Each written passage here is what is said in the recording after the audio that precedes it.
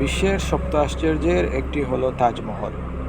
ভারতের আগ্রায় অবস্থিত এই চমৎকার স্থাপত্যশৈলীটি মুঘল সম্রাট শাহজাহান তৈরি করেছিলেন তার স্ত্রী মমতাজ মহলের স্মৃতির উদ্দেশ্যে। মমতাজ মহল ১৬৩১ সালে মৃত্যুবরণ করেন, আর তখন শাহজাহান গভীরভাবে দুঃখে ডুবে যান।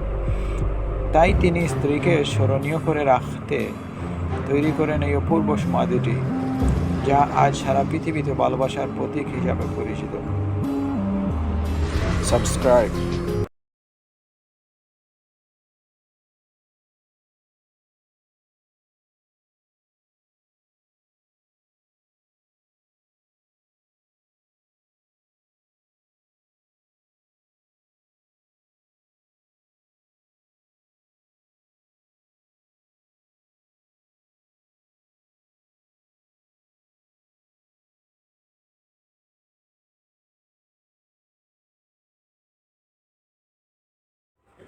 যা শাহজাহান রূপান্তর করেন সমাধিতে।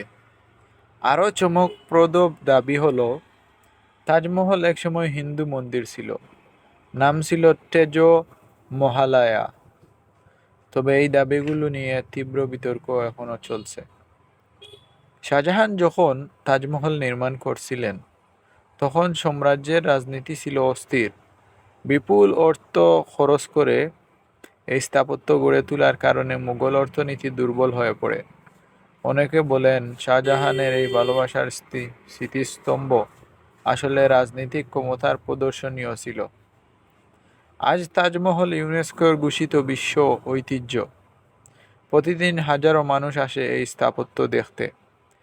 কেউ ভালোবাসার প্রতীক মনে করে, কেউ রাজকীয় ক্ষমতার প্রতিফলন, আবার কারো কাছে এটি অমীমাংসিত রহস্যের ভাণ্ডার।